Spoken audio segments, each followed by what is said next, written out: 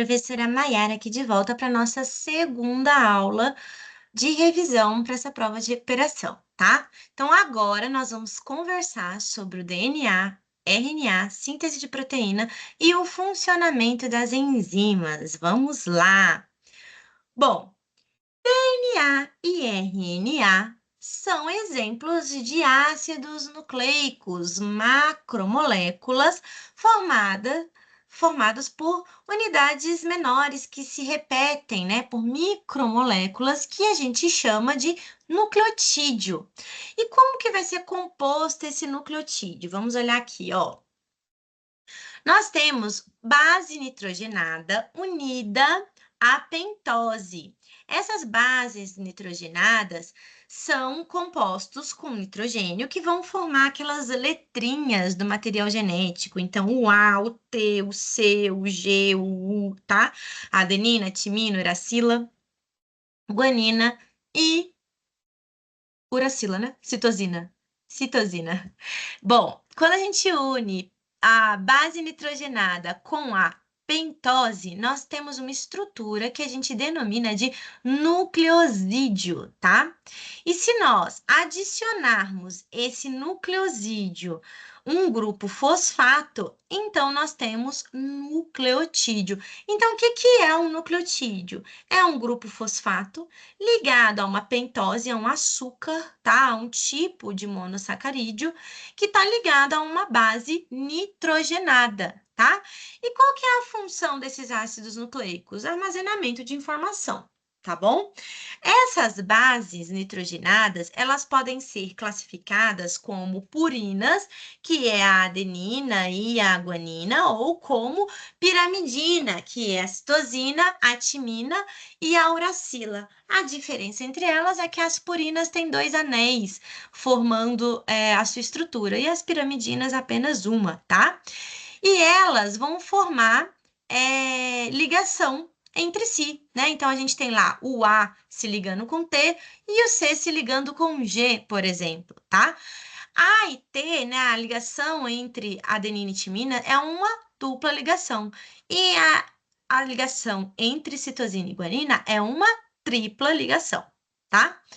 Bom, então, exemplos ali de ácidos nucleicos, nós já falamos que é o DNA e o RNA. Mas eles não são iguais, eles apresentam diferenças. Que diferenças são essas? O DNA é uma fita dupla, né? Então, olha aqui a gente tem um exemplo, é uma fita dupla, tem 2 fitinhas que estão unidas entre si. Já o RNA é uma fita simples, é uma fita só, tá? O açúcar que forma o nucleotídeo do DNA é a desoxirribose. Por isso ele chama ácido desoxirribonucleico. E o açúcar que forma o RNA é uma ribose. Por isso ele chama ácido ribonucleico, tá? E aí a gente também tem diferenças em bases nitrogenadas, porque DNA tem timina e o RNA tem uracila no lugar da timina. A gente não falou lá que o A se liga com o T? Nesse pareamento, né, durante a leitura aí para síntese proteica, o que se liga à adenina quando for RNA é a uracila, tá? RNA não tem timina, não tem a letrinha T, beleza? Bom, a gente tem aqui, vamos pegar o exemplo da dupla hélice, né? Desmembramos ela aqui, ó. Aqui temos uma fita do DNA e aqui outra fita do DNA. Ó, o nucleotídeo aqui, nucleotídeo tem grupo fosfato, a pentose, que é a desoxirribose, e a base nitrogenada. Essa base aqui é uma timina, né? Letra T. Ela se pareia aqui com 2 ligações de hidrogênio, tá vendo? Que une as bases nitrogenadas é ponte de hidrogênio, com a adenina da outra fita, tá vendo? A adenina é uma purina, ó, então ela tem 2 anéis aqui, ó, na sua composição, piramidina só tem um, tá vendo? Aí, ó, é uma base nitrogenada ligada a uma desoxirribose e a um grupo fosfato. Então, o que une uma base nitrogenada com a outra é ponte de hidrogênio. Mas nessa fita, precisa ter ligação entre os nucleotídeos também, senão eles vão ficar todos soltos, né? O que liga um nucleotídeo ao nucleotídeo de baixo são ligações fosfodiéster, tá? Então, vamos lá. O que liga as bases nitrogenadas uma na outra? ponte de hidrogênio. O que ligam os nucleotídeos um no outro, ligação fosfodiéster, tá? Então, vamos lá. Síntese de proteína. Agora que a gente já viu que a informação tá lá no DNA, tá lá no ácido nucleico, a gente precisa fazer essa informação virar algo concreto. E para isso a gente precisa sintetizar proteína, né? E aí o dogma central da biologia molecular vem explicando como essa informação ela é replicada dentro da célula, tá? Então nós temos lá a molécula de DNA que tem a informação genética. Toda vez que essa célula vai se reproduzir, se replicar, seja de forma sexuada ou sexuada, a gente tem que ter replicação do DNA. Então, ele faz uma cópia de si mesmo, tá?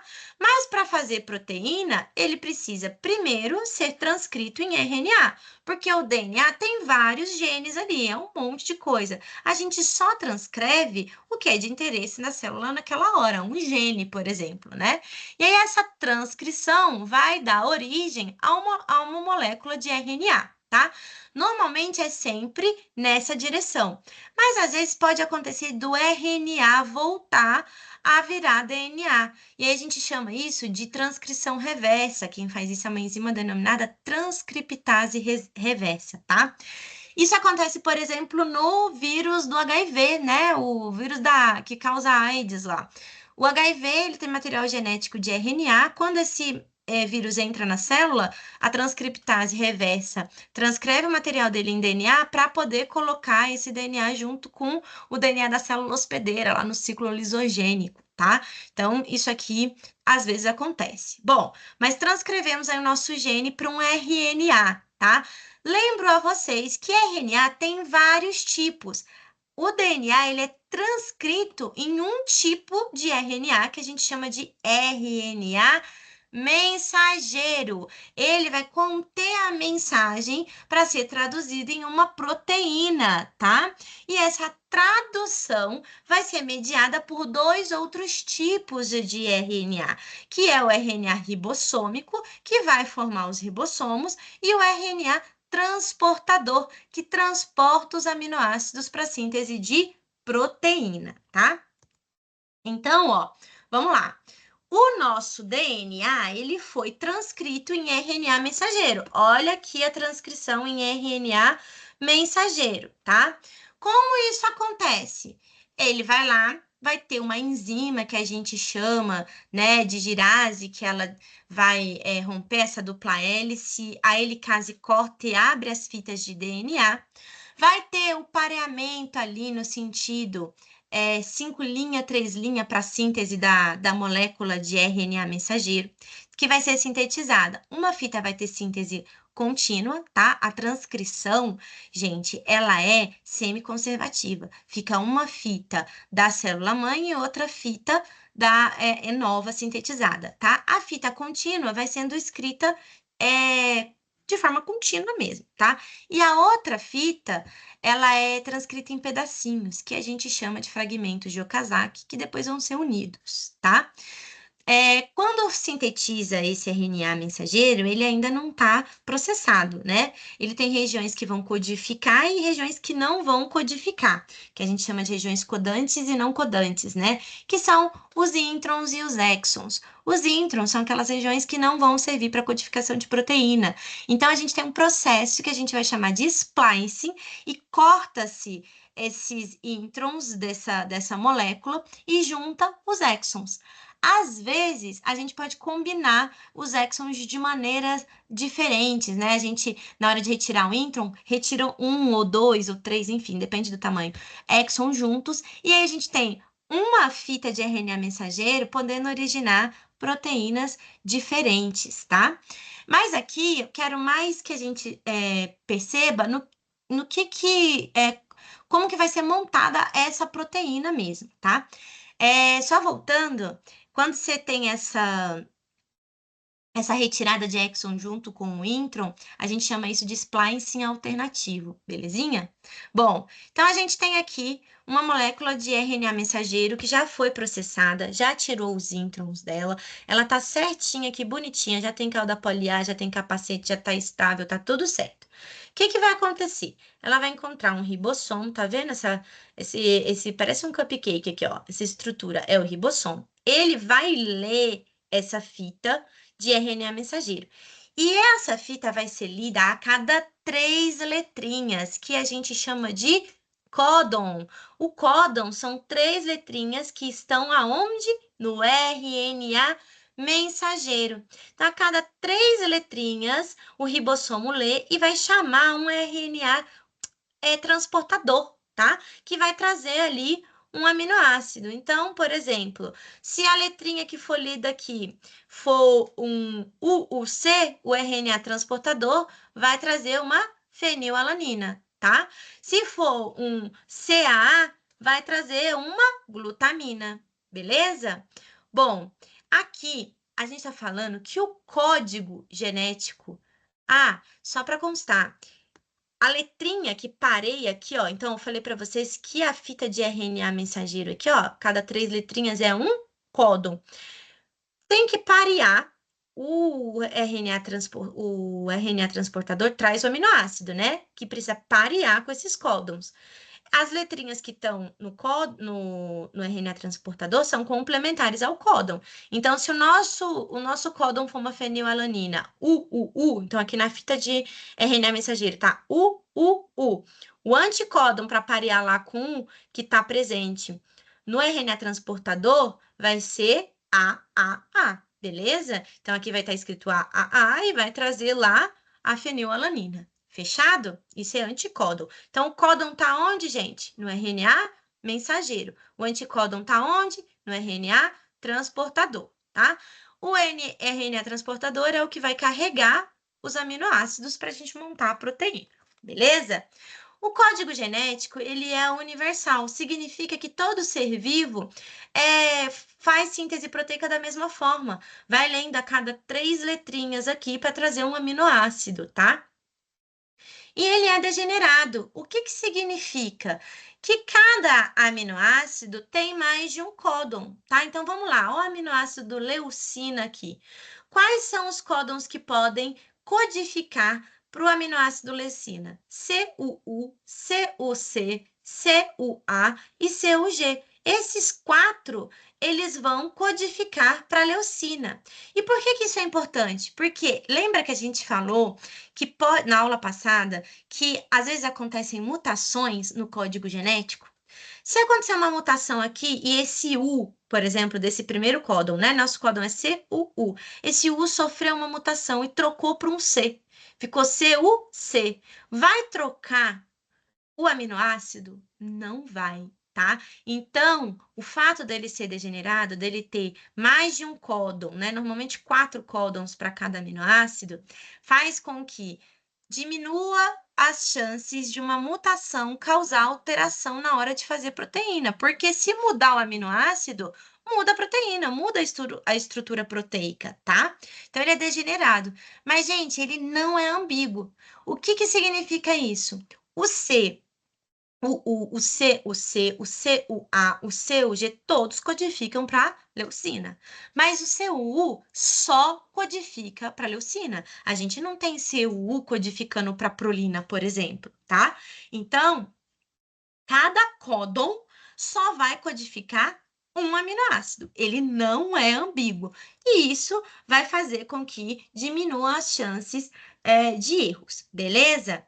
Bom, aqui no próprio ribossomo, conforme ele vai lendo essa fita de RNA mensageiro, os aminoácidos vão se unindo entre si por ligação peptídica, tá? Que é o que une os aminoácidos. A gente já vê mais a fundo isso, tá bom? Ó, quando a gente tem um ribossomo lendo a fita de RNA mensageiro, a gente também pode ter mais de um, tá?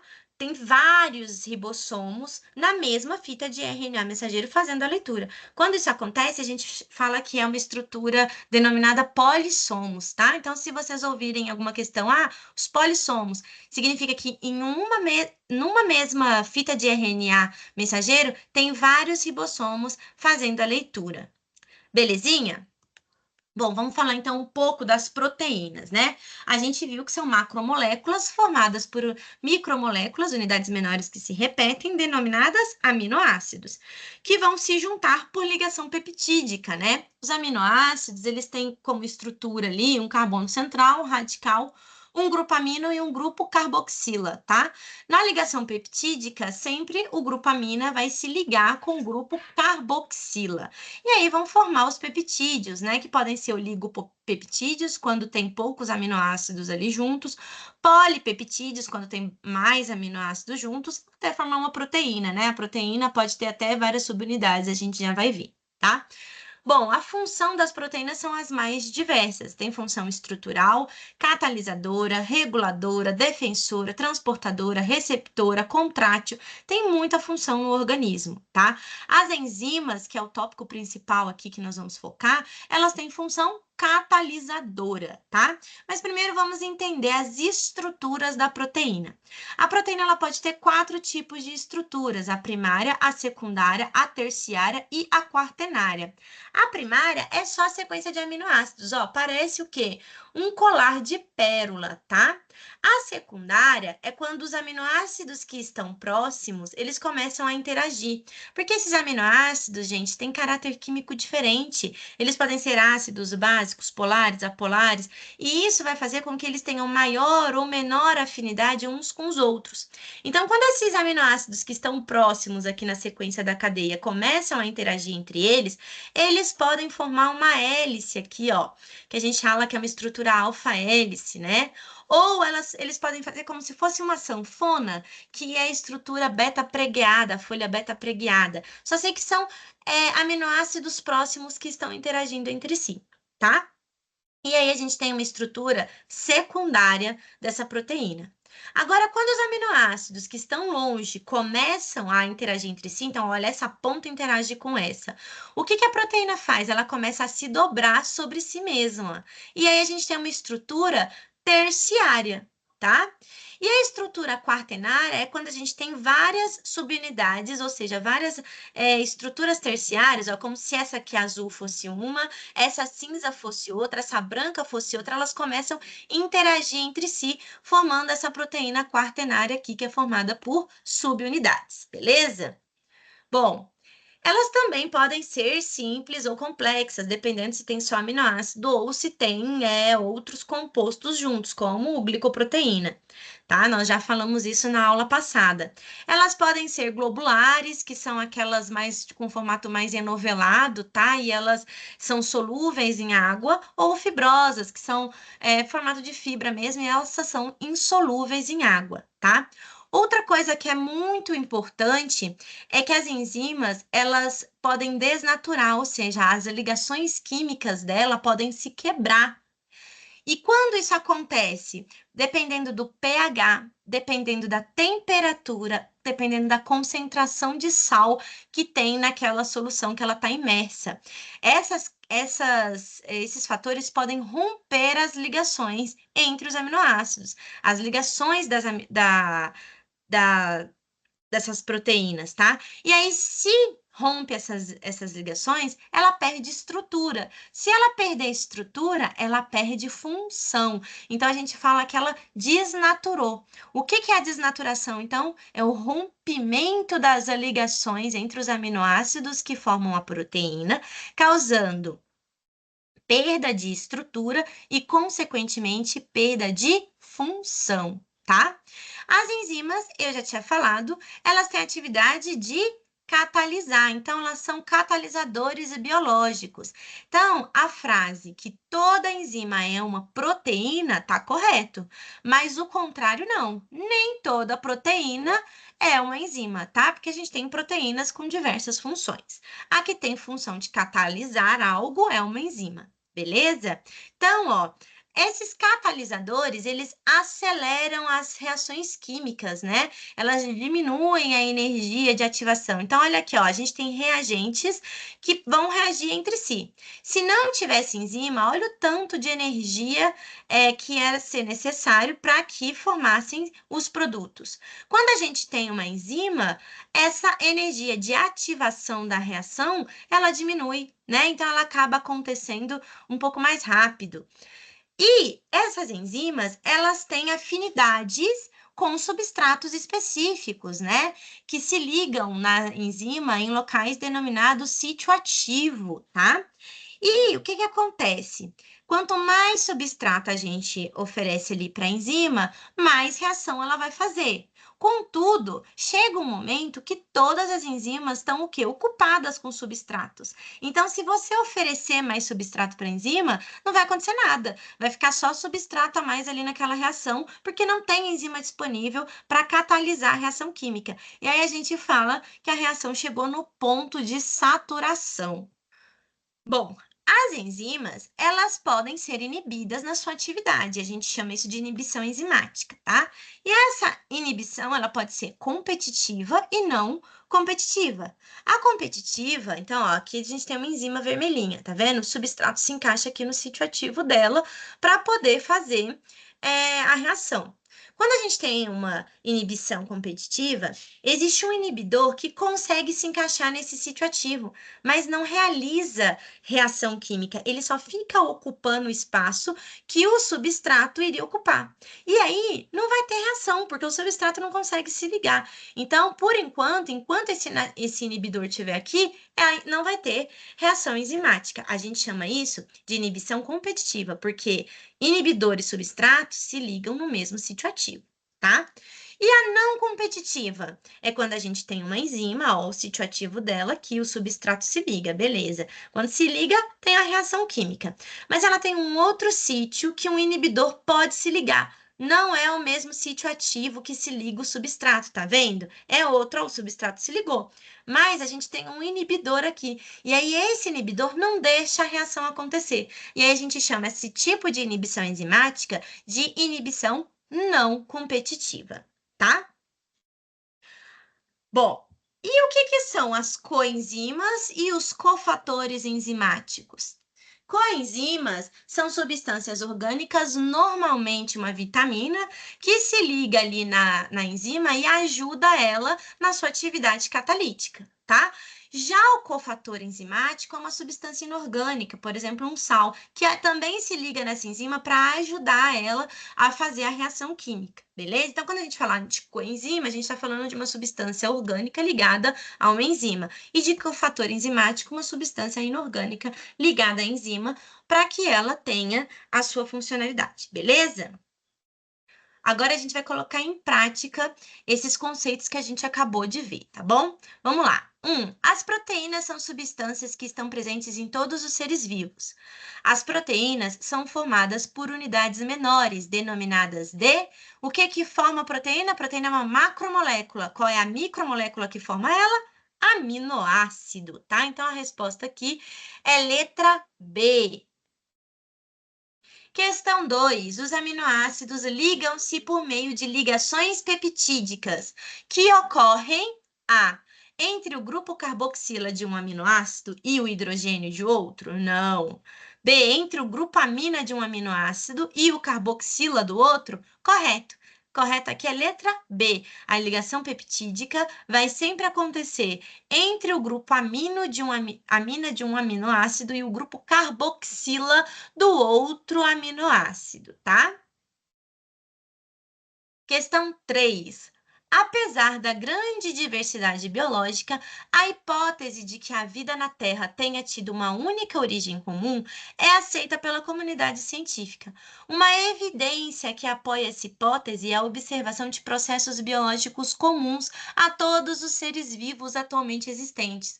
Um exemplo de tal processo é a gente não falou que o código genético era universal? Então, essa é uma evidência que fala sobre isso, né? De que a vida na Terra teve uma origem só. E o código genético, ele é usado para fazer síntese do quê? Síntese proteica, para produzir proteína. Então, a resposta da 3 é letra E, tá? 4. O código genético é o conjunto de todas as trincas possíveis de bases nitrogenadas, os códons que estão lá no RNA mensageiro. A sequência de códons do RNA mensageiro determina a sequência de aminoácidos da proteína. É correto afirmar que o código genético A varia entre os tecidos do corpo de um indivíduo? Não, né? Ele é universal. B, é o mesmo em todas as células de um indivíduo, mas varia de indivíduo para indivíduo? Não, é o mesmo em todos os organismos vivos. C, é o mesmo nos indivíduos de uma mesma espécie, mas varia de espécie para espécie? Não, não é. Permite distinguir procariotos de eucariotos? Não, essa é a mesma forma de tradução, tem sempre códons ali, né? E é praticamente o mesmo em todas as formas de vida. Ele não é universal, gente? Então, ele é praticamente o mesmo de todas as formas de vida. Existem pequenas variações ali nos processos transcricionais e traducionais, mas são pequenas, tá? De forma geral, vai variar, vai funcionar da mesma forma. Então, a resposta da 4 é letra E. 5. O gráfico a seguir mostra como a concentração do substrato afeta a taxa de reação química. Então, ó, a gente tem aqui taxa de reação por concentração de substrato. Reação com a enzima reage bem mais. Reação sem enzima reage menos, né? Porque a enzima diminui ali a energia de ativação, tá? Só que chega um tempo aqui que estabiliza. Por quê? Porque a gente falou que tem ponto de saturação. Se todas as enzimas já estão concentradas, ocupadas com os substratos, não adianta aumentar a concentração, que não vai aumentar a taxa de reação, tá? Então, aqui, ó, teve ponto de saturação. Vamos lá.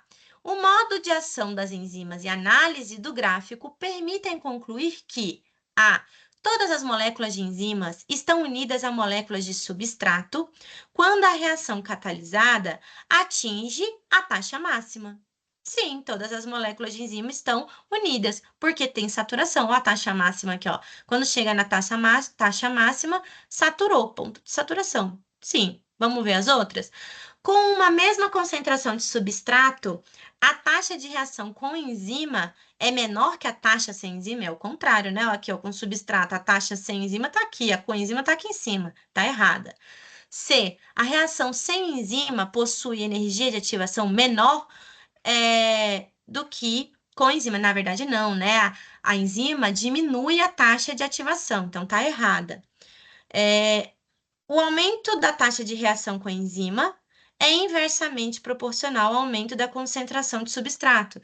Na verdade, não. Quanto mais substrato você dá, mais aumenta a taxa de reação, até que satura, né? E a concentração do substrato não interfere na taxa de reação com enzimas. Na verdade, interfere. A gente está vendo aqui que está aumentando a concentração, está aumentando a taxa de reação. Só que chega num ponto que satura, né? Então, qual que é a resposta dessas 5? A, né? Todas as moléculas de enzimas estão unidas às moléculas de substrato quando a reação catalisada atinge a taxa máxima, tá? Letra A. 6. Os ácidos ribonucleicos, RNA, desempenham papéis fundamentais no processo de síntese de proteínas. Sobre os diferentes tipos de RNA, assinale a alternativa correta. A. O RNA mensageiro transporta aminoácido? Não, quem faz isso é o RNA transportador. B. O RNA ribossômico copia a informação genética do DNA? Não, quem faz isso é o RNA mensageiro. C. O RNA transportador é responsável por formar a estrutura dos ribossomos? Não, quem faz isso é o RNA ribossômico. D. O RNA mensageiro leva a informação do DNA até os ribossomos, onde será traduzida em proteínas? Sim, tá correto, né? Vamos ver aí? O RNA transportador atua como molde para a transcrição do DNA. Não, né, gente? Não tem nada a ver isso aí, não. É o RNA mensageiro na transcrição reversa lá. Então, a resposta correta é letra D, tá? 7. Durante o processo de tradução, na síntese proteica, os códons e anticódons desempenham papéis essenciais na leitura da informação genética. Sobre esses termos, assinale a alternativa correta. A. O códon é um conjunto de 2 nucleotídeos? Não, gente, são 3 nucleotídeos. Está errado. O anticódon está presente no RNA mensageiro? Também está errado. Quem está no RNA mensageiro? O códon. Anticódon está no RNA transportador. Tá errado isso aqui. O códon é uma sequência de 3 bases nitrogenadas no RNA mensageiro que codificam um aminoácido. Correto, a C tá certa, tá, gente? Vamos ver a D? O anticódon é uma sequência de 3 aminoácidos que participa da formação do ribossomo? Não, formação do ribossomo é RNA ribossômico, não. E códon e anticódon são sequências idênticas presentes no DNA e no RNA? Não, são sequências complementares, né? Então, a resposta correta é letra C. Tá? O códon é uma sequência de 3 bases nitrogenadas no RNA mensageiro que codifica um aminoácido. 8. Os ácidos nucleicos são macromoléculas que compõem o material genético de todos os seres vivos. Sobre os ácidos nucleicos, assinale o correto. A. O DNA é replicado por meio de um processo denominado transcrição gênica? Não, transcrição é para a produção de RNA mensageiro. A replicação do DNA é replicação, tá? B, o RNA mensageiro é sintetizado a partir de RNA transportador? Não, é a partir do DNA, tá errado. C, uma cadeia polipeptídica é o resultado da união de aminoácidos em função da sequência de códons do RNA mensageiro? Correto, né? Os códons codificam para aminoácidos que vão se unir em ligação peptídica, formando aí os polipeptídeos e as proteínas. A C tá certa. Vamos lá, D. Os vírus são seres unicelulares? Vírus nem célula tem, então tá errada. Resposta certa, letra C. 9. O DNA e o RNA são ácidos nucleicos que desempenham funções essenciais no organismo vivo. Sobre as diferenças entre essas moléculas, assinale a alternativa correta. O DNA é formado por uma única fita? Não, é fita dupla. B. O RNA contém a base timina? Não, timina é de DNA. RNA tem uracila. C. O DNA armazena as informações genéticas enquanto o RNA atua na síntese de proteínas? Sim, né? Pode ser que sim, vamos lá. D. O RNA é encontrado apenas no núcleo celular? Não, tá lá no citoplasma. Então, tá errado, tá? E. O DNA contém ribose como açúcar? Não, é desoxirribose, por isso o ácido desoxirribonucleico. Então, qual é a resposta certa? Letra C, tá? Questão 10. A atividade das enzimas é influenciada pelo pH do meio. O gráfico abaixo mostra a velocidade da reação de 2 enzimas que atuam na digestão humana, pepsina e tripsina. Então, ó, a pepsina vai reagir mais rapidamente num pH ótimo de 2 e funciona aqui entre 0 e 3,5 mais ou menos. E a tripsina, ela reage, ó, a velocidade máxima dela é 8 e ela está agindo aqui entre 5,5 e 10, tá? Levando em consideração o gráfico acima, marque a alternativa correta. A pepsina atua melhor em ambiente altamente básico? Não, né? Pepsina é pH ácido, então tá errado. A tripsina tem sua maior atividade no estômago, onde encontra seu pH ideal em torno de 2. Tripsina é pH ideal em torno de 8. Atividade máxima, o pH ótimo dele é aqui em 8, gente. Então, não, tá errado, tá? A pepsina é mais eficiente em ambientes alcalinos. Pepsina é ambiente ácido, olha aqui, o pH é ácido, tá?